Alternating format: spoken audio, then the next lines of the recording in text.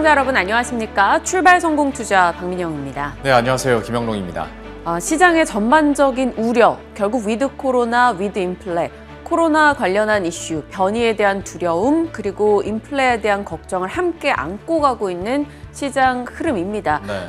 어제 국내 증시, 아시아 증시, 그리고 오늘 새벽 뉴욕장까지 여전히 그 영향권에 있다는 것을 확인받아서 조금은 걱정스럽기도 하고 이제 12월장 끝나가는데 뭐가 이렇게 정돈되지 않는 느낌일까 싶어서 답답하기도 하고요. 이게 정돈되지 않은 게 지금 우리들의 일상인 것 같아요. 그래서 앞서 말씀해 주셨던 그 포인트들을 지금 몇 주, 몇 달째 이어가고 있는데 단기적인 이벤트로 봤을 때는 이번 한 주 동안에 그렇게 약간 좀 시장이 숨죽이거나 자신감을 갖지 못한 이유 중에 하나가 FOMC 한번 확인하고 가자라는 거였잖아요. 네. 그래도 이제 내일 새벽이면 결과가 나오기 때문에 물론 오늘까지는 제한이 있겠습니다만 그래도 뭔가 단기적인 불확실성의 끄트머리에는 와 있지 않나라는 희망 섞인 얘기도 할 수 있는 시기인 것 같아요. 네. 일단 빨리 시계가 돌아가서 차라리 그 결과들을 마주한 채로 네. 내일 또 전략을 나누게 되면 좋겠다라는 생각도 들고요. 일단 여전히 불확실성 안고 있으니까 지금 시장이 어떻게 돌아가고 있는지 시장에 대한 정리만 살짝 하고 시작하겠습니다. 네. 자, 일단 밤사이 뉴욕장은 3대 지수 모두 내렸죠. 장 출발하고 장중에 낙폭을 조금 키워가는 흐름이 있었는데 일단 마감 때는 낙폭을 좀 줄인 채 거래가 됐습니다. 미국도 그래요. 위드 코로나, 위드 인플레입니다. 시장의 주요 키워드는 결국엔 오미크론, 그리고 FMC나 또 영란은행, ECB 각종 통화정책 회의를 앞두고 경계감이 조금 짙었고요. 생산자 물가지수 PPI가 전년 동기 대비 한 9.6% 상승을 기록했습니다. 이게 2010년도 11월 통계 발표한 이래 가장 큰 상승폭을 나타냈는데 FOMC 얘기가 나오기 전에 이런 생산자 물가지수의 급등 이슈가 부각이 돼서 긴축에 대한 우려가 더 커지는 건 아니냐 얘기가 나온 거죠. 그리고 세계보건기구에서 오미크론 대부분 국가로 퍼진 듯하다. 감염수만으로 의료 시스템을 압도할 수 있다라는 걱정스러운 목소리를 냈기 때문에 이 또한 심리 위축에 한몫을 했고요. 테슬라 리스크도 있습니다. 테슬라 같은 경우는 앨런 머스크가 한 달 사이 15조 원어치 주식을 팔았다라는 소식이 들려왔는데 이 관련 이슈로 인해서 밤사이도 좀 낙폭을 키웠다가 약보합 수준에서 마감이 됐고요. 기술주 변동 심화, 결국에는 긴축에 대한 우려가 뉴욕장의 기술주들을 흔드는 모습도 확인이 되고 있습니다. 예, 이것 때문에 어제장에서 우리 2차 전지주들도 좀 조정을 약간 크게 받는 모습이기도 했었고 어쨌거나 이런 불확실성이 있다 보니까 항상 장 초반에 좀 올라가자 하다가도 좀 힘이 떨어지는 그런 경우들 이번 한 주 동안에 좀 많이 보셨을 거예요. 어제도 그랬습니다. 네. 사실 4분기 들어서요. 코스피가 계속 3천선을 치고 올라갔다가 떨어지고 네. 갔다가 떨어지고를 계속 반복합니다. 어제도 마찬가지였어요. 이 3천선을 결국엔 내준 채 거래 끝이 났죠. 어제 양 지수 하락폭을 본다면 약보합 수준이다라는 느낌이지만 체감은 그보다 조금 더 많이 밀린 듯한 기분을 느꼈습니다. 어제 국내장 키워드인데요. 동일합니다. 각종 통화정책 이벤트 확인하고 가자라는 확인 심리가 강했고요. 오미크론 관련해서 영국의 첫 사망자 발생 이슈, 투자 심리 위축으로 이어졌고요. 여러 가지 불확실성이 있다 보니까 외국인의 선물 매도가 이 프로그램 비차익 매도 위주로 나오면서 대형주에 대한 불확실성 회피 심리가 강하게 반영됐다라는 것을 확인할 수 있었던 어제장이었습니다. 저는 마디지수 3천선 1000포인트 이런 거에 큰 의미 부여 안 하려는 주의이지만 계속해서 3천선에 맞고 떨어지는 게 반복되다 보니까 조금 지치는 느낌이기도 한데요. 어제장 어땠는가 키워드로 정리해보죠. 넘겨봅니다. 종목 이슈죠. 자, 올랐던 쪽은 명확합니다. 제약바이오, 음식료와 같은 방어주 섹터가 조금 더 강했고요. 제약바이오는 mRNA 관련한 이슈가 있었던 기업들 주가 강세 나타났고 임상 관련한 이슈 상당히 큰 힘이 돼주고 있는 요즘입니다. 12월 8일에 투자뉴스 7에서 제약바이오 분위기가 달라지고 있다라는 브리핑을 했던 바가 있었는데 확연히 이 바이오 쪽이 나아지고 있고 내년도에 대한 기대도 올라갑니다. 음식료, 염이사님께서 많이 빠져 있다. 네. 정말 싼 거 많다라고 얘기를 해주신 이후에 반응을 확실히 보이고 있네요. 농심 오뚜기 오리온이 어제 2에서 4% 정도 상승폭 기록했고요. 리비안 관련주 어제 에코캡 같은 경우 급등 흐름 나왔던 것. 그리고 시간 외에서요. 제주도 지진이 어제 오후에 전달이 되면서 지진 관련주 에버다임 등이 시간에서 빠르게 급등하는 종목들 속출했습니다. 다만 뭐 오늘 장 반응을 보인다 해도 사실 이런 종목들이 이 이슈로 크게 연속성 있는 시세를 낸 적이 없기 때문에 주의가 좀 필요할 것 같아요. 단기 매매 정도로만 대응이 필요한 거고요. 이건 2차 전지인데 여기 잘못 들어가 있네요. 2차 전지 관련한 종목들 테슬라 하락 영향으로 인해서 빠지는 흐름이 나타났고요. 카카오페이도 블록딜 이슈 이후 계속 밀리고요. LG그룹 지분정리 관련한 이야기 나오면서 LG그룹주 전반이 흔들렸다라는 게 어제장 이 전체적인 키워드입니다. 예, 뭐 다 저희가 뭐 짚어드렸었던 종목군들이기도 하고 얘기를 해준 것처럼 네. 제주도 지진과 관련해서는 평소에 다른 종목군들이 시간에서 이렇게 줄줄 다 오르면 저희가 브리핑으로 따로 준비를 해드렸겠습니다만 이거는 아무래도 좀 단기적 이슈일 수밖에 없어서 이 정도로 이 포인트는 마무리 짓도록 하죠. 네. 시장 전반적인 포인트들 짚어줬는데 그러면 종목 이야기도 한번 해볼까 합니다. 저희가 어제 개정 전 성공 전략에서도 LG전자 한번 얘기를 해드렸었고 최근 들어서 어떤 상승과 하락 그 폭이 꽤 커서 한번 얘기를 해볼까 하는데 박앵커도 알겠고 저희가 브리핑 통해서도 어떤 LG그룹주나 LG전자에 대해서는 항상 긍정적으로 좀 얘기를 많이 했었잖아요. 최근에 그렇죠. 예, 그래서 어떤 긍정적인 포인트와 함께 그런데 문득 어제 우리가 계속 이거를 좋게만 보는 게 맞나라는 생각도 들어서 한번 브리핑을 준비해 봤는데요. 일단은 4분기의 실적을 봤을 때는 눈높이가 약간 낮아지고 있습니다. 물류비와 원재료비가 좀 상승하다 보니까 이게 생각보다 좀 부담이 커질 수 있다라는 얘기들이 나오고 때문에 어떤 증권가의 4분기 컨센서스도 막판에 약간 주춤하는 모습이거든요. 그래서 많은 증권사들도 4분기보다는 내년을 보자라는 얘기를 하는데요. 내년에는 그러면 어떤 모멘텀들이 있느냐? 다음 장 통해서 확인해 보도록 하죠.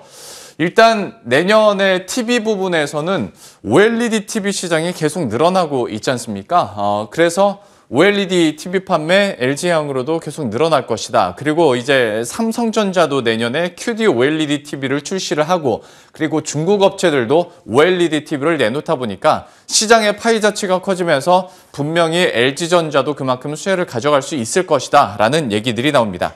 다음은 가전 쪽인데요. 역시 LG전자의 가장 주요한 실적 모멘텀이기도 하죠. 특히 미국 같은 경우에 이거 미국의 예인데요. 10년 주기로 가전 교체 수요가 있는데 지금이 그때다. 올해를 시작으로 해서 내년까지도 교체 수요가 계속 늘어날 것이다 라는 전망들이 나옵니다.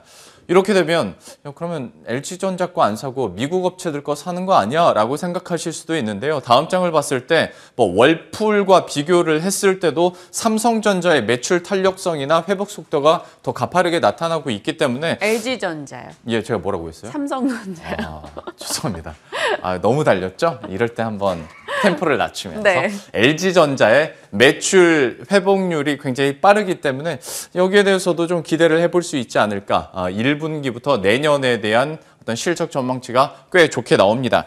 그리고 전장 부품 쪽으로 봤을 때도 사실 여기는 계속 투자를 해야 되는 상황이니까 적자가 지속되긴 하는데 특히 올해 같은 경우에는 반도체 이슈 때문에 제대로 나가질 못하니까 여기도 전장 부품 쪽의 적자가 꽤 커졌거든요. 다만 내년부터는 드라마틱하게 적자폭이 줄어들 수 있다라는 얘기들이 나오고 어떤 이익 전환으로의 긍정적인 장밋빛 전망들도 있거든요. 때문에 LG전자로서는 꽤 기대감이 커진 상황이 아닐까. 그리고 마지막으로 하나 더 사실 이게 사실 올킬인데 LG전자 하면 이제 애플카. 예. 이 이슈로 급등을 하고 여기에다가 애플의 엑셀 기기도 LG그룹과 어떻게 협업이 되지 않을까라는 기대감들이 있다 보니까 LG전자에 대한 긍정적인 기대감들이 쏠리는데 이제부터 어제 문득 든 생각에 대해서 한번 얘기를 해볼까 해요. 일단 일일이 하나 다 계산을 해봤어요. 일일이. 시간이 좀 남아서. LG전자의 11월과 12월의 1일 주가 변동률 평균이 5.1%더라고요. 네. 하루에 5% 이상씩 움직였다라는 건데 제약바이오 업체가 하루에 5% 이상 왔다 갔다 했다라고 하면 오케이, 쿨하게 인정하겠는데 LG전자 같은 종목이 하루에 5% 이상 매일매일 움직인다라는 것도 사실 정말 의리라는 생각이 들었고, 이렇게 큰 종목이 하루에 5.1%씩 왔다 갔다 하는데, 그런데 주가는 계속 이렇게 빠지고 변동성은 커져. 야, 이거 개인 투자자 입장에서는 진짜 쉽지 않겠다. 외국인 입장에서 혹은 기관이 대규모 물량을 쏟아붓고 나서 뭐 장기적으로 가져가, 이거는 뭐 이해하겠는데 개인들은 이거 매수 타이밍 잡는 것조차 쉽지 않겠다라는 생각을 했었고요. 다음 장을 볼 때는 여기도 은근히 공매도 거래량이 좀 계속 늘고 있어요. 네. 공매도 비중도 좀 늘어나고 있고, 반대로 외국인의 현물 비중 계속 줄어들고 있거든요. 그러면 LG전자가 정말 매력적인가? 수급적으로 봤을 때, 그리고 주가 변동률로 봤을 때 개인 투자자 입장에서는 힘든 건 더 아닌가? 거기다가 LG전자가 그러면 배당이라도 많이 주느냐? 그렇지도 않아요. 1.2%? 작년 말 기준으로 봤을 때는 0.8%거든요. 그러면 과연 이게 진짜 매력적인 종목일까? 라는 생각들을 문득 하더라고요. 그러니까 물론 앞에서 설명해드렸던 것처럼 모멘텀들은 쌓여 있긴 한데 현실적으로 봤을 때 개인 투자자들에게는 쉽지 않은 종목입니다. 다만 마지막으로는 그래도 긍정적인 얘기로 마무리 짓자면, LG전자가 연말 연초에는 항상 좋더라. 특히 연초에, 그러니까 1분기 성수기를 앞두고 기대감들이 있다 보니까 기계적으로 루틴적으로 오르는 것들은 있더라. 다 빨간 쪽이 1월 흐름이었는데 뭐 정도의 차이는 있습니다만은 그래도 상승을 해줬으니 지금이 그래도 타이밍이지 않을까라는 얘기들이 많이 나옵니다. 과연 좀 모멘텀 쪽에 비중을 더 많이 둬야 될지, 아니면 개인 투자자들한테는 어려우니 차라리 이거 하고 싶으면 뭐 LG 디스플레이나 이노텍 혹은 삼성전자 쪽으로 가야 되는 게 맞는 것인지 잠시 후에 한번 고민해 보도록 하죠. 네, LG전자를 두고 증권가 곳곳에서는 12월엔 사야 되는 종목이다, 이런 얘기들 많이 내놓고 있는 상황이죠. 외국인 같은 경우 올해 들어서 LG전자에서만 비중을 한 10% 정도를 뺐더라고요. 네. 그런 변동을 고스란히 개인 투자자가 조금 지고 있는 상황이 된 것 같은데, 지금 이 종목에 대한 대응책을 어떻게 세울지 잠시 후에 나눠보겠습니다. 다음 이슈는 조금은 더 캐주얼하지만 한 번쯤 봐야 될 것 같은 내용이라 준비를 해봤어요. 중국이 오포 이노데이라고 합니다. 오늘 한마디로 오포가 자신들의 기술력과 제품을 공개하는 날인 거죠. 오늘 롤러블 폰과 폴더블 폰을 공개한다라고 합니다. 오포 측에서는 우리 4년 동안 애쓴 기술을 공개하는 거야 라고 얘기를 했고요. 폰 아레나의 평가는 오포가 내놓는 이번에 새로운 신제품 같은 경우 이름이 파인드 N인데 삼성의 아성에 도전하는 제품이 될 수 있다, 이런 식의 표현을 내놓기도 했습니다. 과연 그럴지는 모르겠지만 어찌됐건 관련해서 국내 종목들을 한번 체크하는 포인트는 되지 않을까 싶습니다. 일단 폴더블 폰 하면 전혀 걱정되지 않는 건 지금 뭐 압도적인 시장 점유율이기 때문이죠. 삼성전자가 1위로 93%, 2위가 하웨이입니다. 6% 정도 기록을 하고 있어요. 전 세계적인 점유율을 놓고 봤을 때. 삼성이 이런 압도적 점유율을 갖고 있다 보니까 세계 각국의 움직임에 대해서 우리가 좀 살펴보면 뭐 구글은 접었습니다. 그리고 애플은 아직 한참 남아있는 상황이고, 다만 중국 쪽에서 공세가 상당히 거세다라는 소식이 곳곳에서 들리네요. 오포, 그리고 화웨이, 샤오미, 아너, 비보 등이 지금 새롭게 폰을 내놓거나 아니면 추가적인 이 폴더블 폰을 공개하거나 일정들을 줄줄이 예정하고 있는 상황입니다. 하지만 삼성 측에서는 그래, 너희가 열심히 내놔, 우리는 파이 커지면 좋아, 굉장히 승자로서 여유로운 모습을 보여주고 있어요.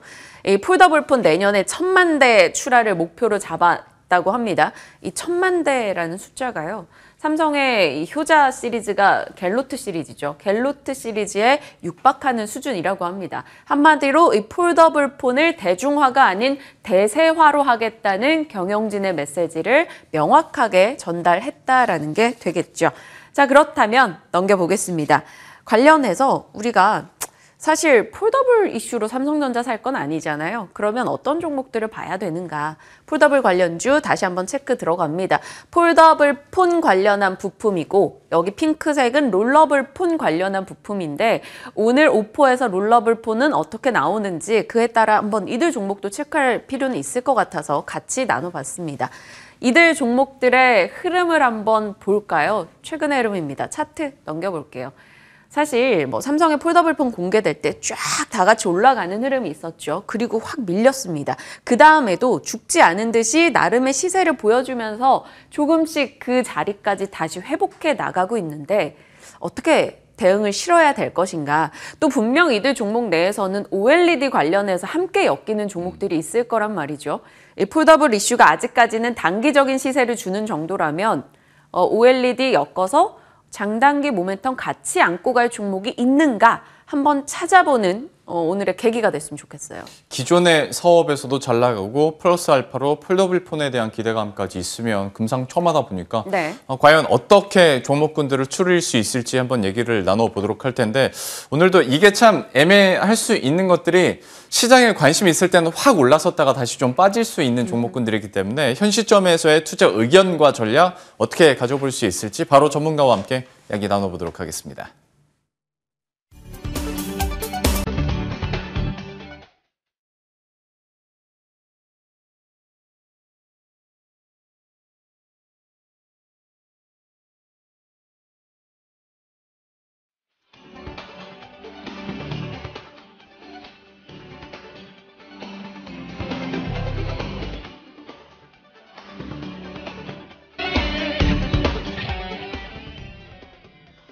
예, 앞에서 언급드렸던 종목군들 전략 잡아보도록 하겠습니다. 오늘 DB금융투자 김진만 팀장과 함께합니다. 어서 오십시오. 네, 안녕하세요. 기면 기다 아니면 아니다라고 얘기를 잘 해주시니까 네. LG전자에 대해서 일단 이거는 증권가에서는 다 좋다고 얘기를 하고 네. 지금이 어떤 매수 시점이다 이것도 오케이. 근데 이제 개인 투자자 입장에서 이게 쉬운 종목이냐 그러니까 삼성전자처럼 좀 묵직하게 들고 갈 수 있는 종목이냐에 대해서 약간 갸우뚱해서 브리핑은 준비해봤는데 팀장님께서는 LG전자에 대한 투자 의견이나 전략 어떻게 갖고 계세요? 이전부터 LG전자에 대해서 그렇게 좋은 시선을 보이진 않았는데 지금도 이제 비슷한 의견을 가지고 있습니다. 아무래도 LG전자가 기초 체력으로 오른 게 아니라 애플카 관련 이슈로 이제 기대감으로 인해서 주가 상승만 있었기 때문에 이 부분이 계속적으로 애플카 이슈로만 부각을 받으면서 오히려 체력을 갉아먹는 주가상으로는 갉아먹고 있다는 그런 의견을 좀 말씀을 드리고 싶고요. 거기에 일단은 주력 사업 위주로 좀 물류비랑 그다음에 원자재 가격이 너무 급등을 해서 4분기 실적이 그렇게 좋지만은 않을 거다. 컨센서스를 하회한다는 그런 이제 전망이 대부분 나오고 있고요. 이 부분이 또 상대적으로 이제 다른 쪽 요소들이 이 부분을 채워준다면 좋았지만 지금 일단 뭐 마그나 합작사가 그렇게 좋지 않은 상황이 계속적으로 이어지기 때문에 현재 뭐 차량용 쇼티지로 인해서 전기차 생산이 많이 미뤄지고 있는 상황이라서 오히려 이제 전장 부품 관련주들도 크게 오르지만은 않은 상황, 즉 지금 현재 상황으로는 그렇게 녹록치만은 않은 상황이 맞고요. 거기다 이제 주가 등락폭이 굉장히 심하다는 거는 나중에 이제 매물대로 작용할 수 있을 가능성이 굉장히 큽니다. 애플카 이슈로 좋을 거다라고 해서 매수를 했는데 그 부분에 이제 이슈가 마무리가 되는 시점에서는 또 한 번의 매물대로 형성이 되는 상황이기 때문에 그 부분은 현재 기술적인 분석도 이제 현재 상황도 녹록지 않다라는 말씀과 함께 일단 가전 쪽에 기본적으로 수요는 많습니다. 근데 그 부분은 당연히 받쳐줘야 되는 상황이기 때문에 이 부분에 정말 드라마틱한 성장이 없다면은 현재 주가를 유지할 가능성이 굉장히 크다라는 말씀과 함께 그래도 여기서 지지를 잘 해줘서 내년도 기대는 해볼 만하다. 이제 마그나와 합작사와의 이제 협업이 내년도에 좀 정상화가 된다면은 지금 이제 한 10만 원에서 12만 원 사이에 유지가 된다면은 그 이상 내년 정도를 바라봤을 때는 현재 주가도 그렇게 크게 나쁘지는 않은 상황이다라고 말씀을 드릴 수 있을 것 같습니다. 그러니까 LG전자에 대해서는 절대 뭐 나쁘다, 더 못 간다라는 이야기가 아니라 좀 우리가 체크해야 될 부분이나 우리가 조심해야 될 부분이 있다. 라는 것들을 계속 포인트 짚어드리고 있고 혹시 내년 실적에 대해서 그래도 또 잘 나온다면 지금의 저점 구간에서 좀 탈출을 할 수 있기 때문에 어떤 포인트들 몇 가지 잡으면서 LG전자에 대해서는 내년 상반기까지 한번 관심 있게 지켜보도록 하겠습니다. LG전자는 이 정도로 마무리 짓도록 하고 폴더블 폰과 관련해서는 이제 다시 한번 뉴스들이 좀 나올 때 다시 한번 주가들도 반응을 하니까요. 폴더블 폰 관련해서 국내 증시에 대한 대응 전략 좀 어떻게 가져갈 수 있을까요? 폴더블은 이 삼성전자 새로운 먹거리로 좀 앞으로 성장 가능성이 굉장히 좋다고 말씀을 드릴 수 있을 것 같은데 삼성전자가 올해 이제 2021년도에 거둔 수확이 비메모리 쪽에 높은 이제 수주를 바탕으로 한 성장성, 거기에다 이제 스마트폰, 원래 2020년도에는 스마트폰 출하량이 굉장히 낮아서 사업 부분이 정말 위기가 있었었는데 올해 이제 폴더블 폰으로 인해서 반등에 성공을 했고 이 부분이 추가적으로 이제 미래의 성장 동력으로 하기 충분하다라는 그런 말씀을 드릴 수 있을 것 같고요. 이제 삼성도 삼성 갤럭시만의 생태계를 구축하고 있다고 느꼈던 게 이제 이전에는 갤럭시 워치가 이제 아이폰이나 이제 기타 기기들과 호환이 됐었는데 지금은 이제 갤럭시만 호환이 되는 그런 이제 갤럭시만의 생태계를 구축을 하고 있는 상황이기 때문에 삼성전자가 정말 폴더블 폰으로 미래의 큰 그림을 그리고 있다라는 말씀을 드릴 수 있을 것 같고 이제 폴더블 폰은 이제 기술력의 집합체입니다. 누가 이제 나 하겠다라고 해서 이제 쉽게 따라올 수 있는 게 아니라 지금 현재 삼성전자도 이제 폴더블 폰에 대해서 이제 품질 물량이 계속적으로 문제가 나오고 있는 상황인데 후발주자들이 삼성전자를 뛰어넘는다. 이거는 조금 이제 시기상 맞지 않다고 보고 이제 그 나머지 외쪽 아이폰이나 이제 애플이나 기타 중국 업체들도 수많은 시행착오를 겪은 후에 상용화를 가능하지 않을까. 지금은 이제 첫 발을 내딛는 그런 상황이기 때문에 삼성전자 입장에서 오히려 시장 파이가 커질 수 있는 상황이라서 뒤에서 웃음을 지을 수 있는 긍정적인 상황이라고 볼 수 있을 것 같고 내년도에 삼성전자가 출하량이 1,000만 대에서 이제 1,500만 대로 거의 50% 가까이 상향을 한다는 그런 말씀과 함께 여러 가지 업체 안에 부품주들이 굉장히 이제 수혜를 많이 받을 것 같다라는 말씀을 드릴 수 있을 것 같습니다.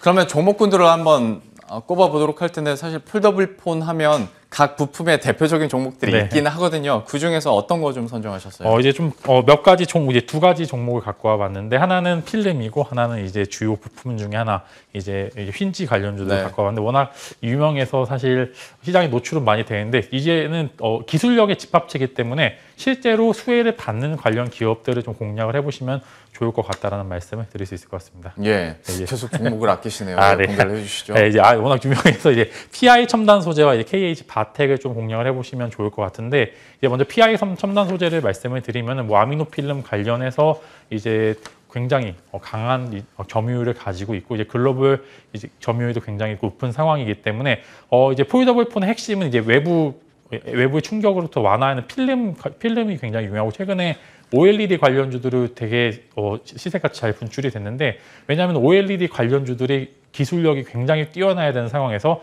관련 필름 업체를 보통 본업으로 하고 안에 소재까지 이제 부업을 하는 종목들이 굉장히 좋은 이제 시세 분출을 했다는 말씀과 함께 PI 첨단 소재 같은 경우는 워낙 국내 탑 기업이기 때문에 만약에 폴더블 폰이 성장을 한다면 PI 첨단 소재가 무겁지만 가장 안정적으로 우상향할 수 있는 기업이라는 말씀과 함께 본업과 부업의 조화가 잘 이루어진 기업이라는 말씀을 드릴 수 있을 것 같고요. 4분기 시작도 굉장히 호조 전망이니까 이제 공략도 슬슬 해보셔도 좋을 것 같다는 말씀 드릴 수 있을 것 같고 이어서 KH 바텍 말씀을 드리면은 폴더블 폰의 핵심입니다. 이제 휜지가 얼만큼 이제 잘 버티느냐라는 그런 위문과 함께 이전부터 계속 성장을 했고 지금은 정말 삼성전자의 중요한 벤더로서 역할을 하고 있기 때문에 단순 테마성 이슈로 마무리될 수 있겠지만 내년도 삼성전자의 폴더블 폰 출하량 상승은 아무래도 이제 전체적인 바텍의 업사이드, 즉 아무래도 전체적으로 외형적 성장이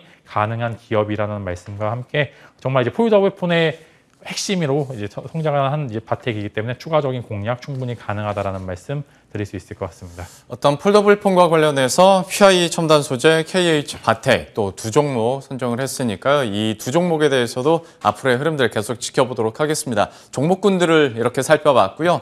코너 속의 코너로 넘어가 보도록 하겠습니다. 오늘의 침만 스픽은 완성차와 자동차 부품주 얘기를 해줬는데 어떤 전략과 아이디어 갖고 계신 거예요? 네, 정말 이제 6월부터 자동차 판매량은 굉장히 좋았는데 정말 안 갔던 이제 상황이고요. 그래도 이제 저점에서 바닥을 딛고 올라오는 많은 모습을 보여주고 적어도 이제 내년도를 이제 지금 당장의 주가 상황은 그렇게 큰 폭의 변화는 없을 것으로 전망이 되는데 아무래도 자동차 반도체 쇼티지가 지속적으로 이어지고 있는 상황에서 그래도 이제는 내년을 기대하는 농사를 짓는 입장에서는 지금 정도 매수 적기라고 좀 볼 수 있을 것 같고요. 이제 현대차나 기아가 정말 이제 차량이 없어서 못 파는 거지 시장 점유율은 계속적으로 늘어나고 있고 추가적으로 이제 아이오닉 5나 EV6 등 전기차 판매량도 계속적으로 늘어나고 있는 상황이기 때문에 이제 정말로 반도체 쇼티지가 마무리되는 시점, 즉 공정 가동률이 지금 그렇게 녹록치만은 않은 게 거의 이제 100% 공장 가동률은 없고 90%, 70% 가까운 이제 공장 가동률을 보여주고 있는 상황이기 때문에 이게 100%까지 가동률을 올라올 수 있는 상황이 된다면은 정말 그때는 달리는 기차라고 좀 표현을 했을 수 있을 것 같은데 지금 그 상황이 아니기 때문에 이제 오히려 매수 적기라고 좀 볼 수 있을 것 같고 이제 불확실성이 주가에 어느 정도 반영이 되고 더 이상 크게 반도체 쇼티지가 일어나지 않는 이상 현재 주가에서 빠질 일은 뭐 정말 코스피나 코스닥 시장에 쇼크가 오지 않는 이상은 없을 것 같고 이제 전기차 관련돼서도 미국이나 유럽 쪽에 계속적으로 이제 지지 법안들이 나오고 있기 때문에 공략도 충분히 가능하다는 말씀 드릴 수 있을 것 같습니다. 그러면 이제 어떤 종목별로 그리고 특히 완성차야 사실 크게 궁금하지는 않습니다. 워낙 선택지가 많지는 않아서. 근데 자동차 부품주 쪽으로는 어디에 포커스 두고 계세요? 예, 저는 이제 명신산업을 한번 보고 싶은데 이전에도 몇 번 말씀을 드렸지만 전기차 공법의 핵심, 이제 핫스태핑 기술 관련해서 이제 부품사를 가지고 있는데 그게 명신산업이라고 보시면 좋을 것 같고 현대차나 기아 쪽에도 당연히 납품을 하고 있고 테슬라 관련주들 이전에 엮여 있는데 테슬라도 뭐 판매량이 지금 좀 줄었다고는 하지만 테슬라의 장점은 내연기관의 판매량이 없기 때문에 전기차 쪽의 수혜를 고스란히 받을 수 있다. 즉 이제 테슬라도 지금보다 더욱더 성장할 거라고 좀 믿고 있고요. 현대차나 기아차도는 지금 현재 계속적으로 문제가 나왔던 게 전기차 판매량이 늘어나면은 내연기관의 판매량과 이제 둘이 교체가 되는 시점이 되기 때문에 상대적으로 내연기관의 판매량에 대한 부담감이 존재할 수 있기 때문에 그 부분이 조금 리스크가 있지만 명신산업은 오히려 더 양쪽의 수혜를 다 가지고 갈 수 있는 그런 포지션이기 때문에 올해 이제 슬슬 이제 리포트도 나오는 있는 시점, 즉 증권사에서 리포트가 나오기 시점이라는 건 이제 주목을 받기 시작하는 그런 입장이기 때문에 한번 명신산업도 충분히 공략이 가능한 시점이라고 좀 보시면 좋을 것 같습니다. 부품주 중에서 명신산업 얘기를 해줬고 잠깐 약간 놀라워서 네. 현대차 잠깐 얘기해보죠. 네. 목표 주가 30만 원? 네, 저는 이제 당장이 아니라 이제 내년 초까지 봤었을 때 쇼티지가 마무리된다면 저는 충분히 가능할 거라고 보는 게 진짜 아이오닉 5의 6에 대한 이제 5, 6에 대한 시장 점유율이 점점 늘어날 것으로 보는 게 차가 정말 좋습니다. 거기다 이제 단순 호평이 계속적으로 이어가는 상황에서 저라면은 내년도 입장에 봤었을 때는 정말 큰 폭의 성장성. 반도체 쇼티지 마무리되면 저는 충분히 가능할 거라고 좀 보고 있기 때문에 현대차는 거기다 이제 지금 보시면은 매일매일 투자 창구를 기타 법인에서 매수를 하는데 현대차가 11월에 자사주 매입을 시작을 했죠. 네, 그 부분이 추가적으로 성장 동력으로 가능한 상황이기 때문에 충분히 가능할 거다라고 좀 긍정적인 말씀을 드릴 수 있을 것 같습니다. 12개월 포워드여도 50% 업사이드면 굉장히 좋은 건데 또 내년 초 뭐 이렇게 상반기 얘기를 해주셨으니까 탄력적인 현대차의 추가 상승 한번 기대해 보도록 하겠습니다. DB금융투자 김진만 팀장과 함께했습니다. 오늘 말씀 고맙습니다.